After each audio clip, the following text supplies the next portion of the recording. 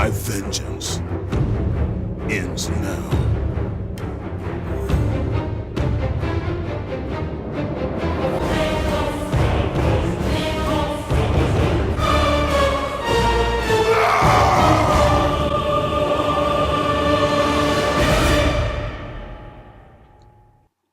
Hey guys, it's Danish here.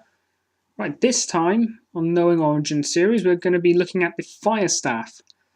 Now, I'm going to show you how to both build the staff and upgrade it to its ultimate form. So, let's get this started. Now, the first thing you need to take note of is the red music disc. 3 locations. One location is right next to where the tank first spawns. You will need to move the tank out of the way though. The second location for it, go upstairs, round the SDG, just to the right of it on that chair.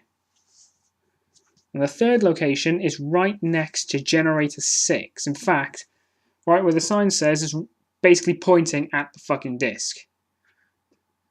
You'll need that for later.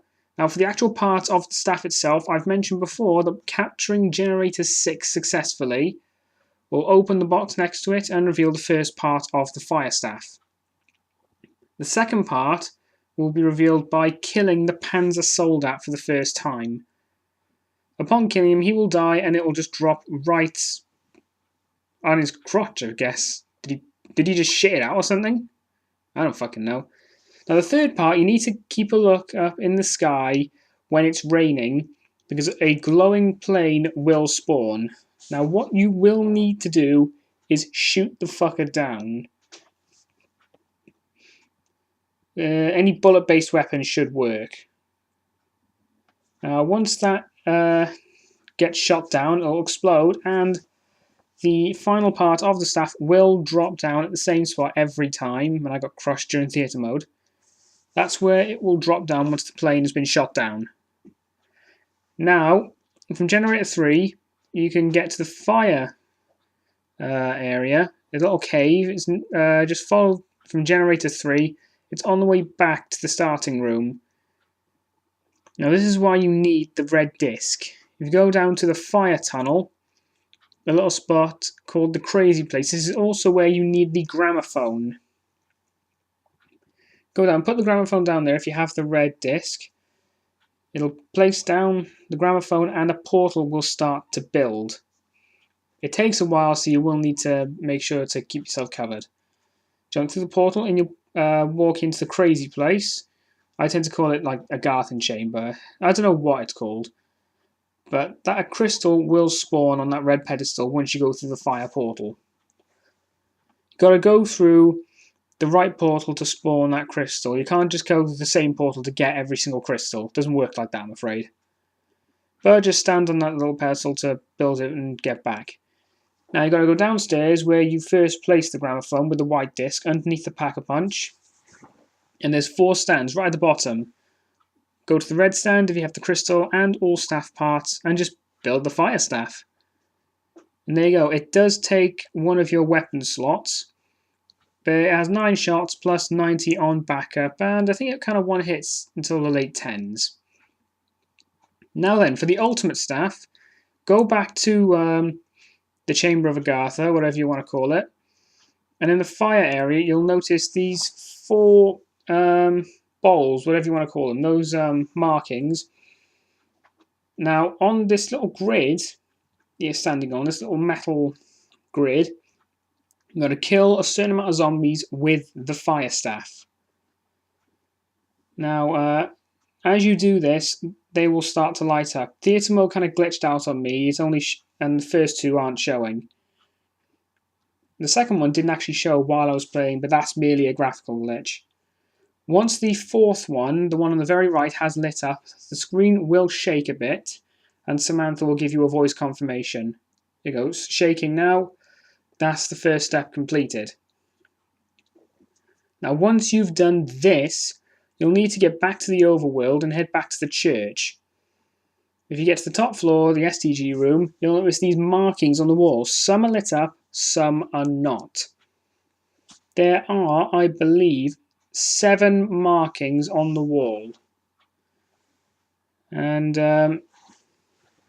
These markings represent numbers, and the last one will represent a bloodstain. Now the first of these two markings are 11 and 5. The next three markings, respectively, from left to right, are 9, 7, and 6. There's another marking on its own right there. That represents number 3. So I mixed it up earlier, sorry. And the last one will always be lit up, and it represents a blood stain. Now, what this means, this will 4 of these will always be lit up. The blood one will always be lit up, so it's just 3 that alternate. Go downstairs and you'll find different torches, and they will be marked individually. That's number 6 torch. Number 11 there. And it follows number 2. Basically, with all these torches, you've got to light up the correct torches. There's the bloodstained one, just after 9. 7 there. And finally, there's torch number 3. You're going to check on the symbols just to know which ones to light up. If you light the correct 4 up, the screen will shake again. Samantha will give you a voice confirmation, and there will be a light coming from the Pack-a-Punch. Very bright blue light. There it is, just from the excavation site. It's brighter than the box light. Now you've got to go downstairs back to where you built the fire staff, and you'll notice in that first ring there's a red orb. Now what you need to do with this is you need to shoot it with the fire staff before or after you rearrange those 4 rings. Now theatre mode doesn't show the colour of them for some reason, I don't know why. But you're basically going to rearrange those 4 rings until all of them are red. Now to rearrange them, there are 4 little machines. Here's the first one. These machines respectively rearrange the rings. That's the second one there, just to the right of Mule-Kick. The third one, you can see it there, is to the left of Mule-Kick, but theatre mode got stuck on me. The camera is very restrictive, I must admit. And the final one is just opposite the first one, naturally. There it is. Now you just walk up to these and hold X, you pull the lever, and the rings will spin 90 degrees. You just keep doing that until they've all spun to the reds. There we go. And once you've done that, if you haven't already, shoot the red orb with the fire staff. It'll start shining and shoot through the rings. The rings will rearrange themselves. Now the final step is you need to go back to the crazy place, whatever you want to call it, and head back to the red pedestal where you picked up the red crystal and put the staff in there. Once you've done that, now you need to kill zombies in the Agarthan chamber, and you'll notice when you kill them, their soul will be absorbed by the staff. And there we go, it's done. Notice the staff on the interface has turned red, meaning it's now the ultimate staff. You can pick it back up now. It turns into Agatsushi's blood. Now this is referencing the Japanese Kami of Fire. It's stronger, it can revive teammates, and it can also do a charge attack, which you can see. If you hold the trigger, you'll notice these stones lit up.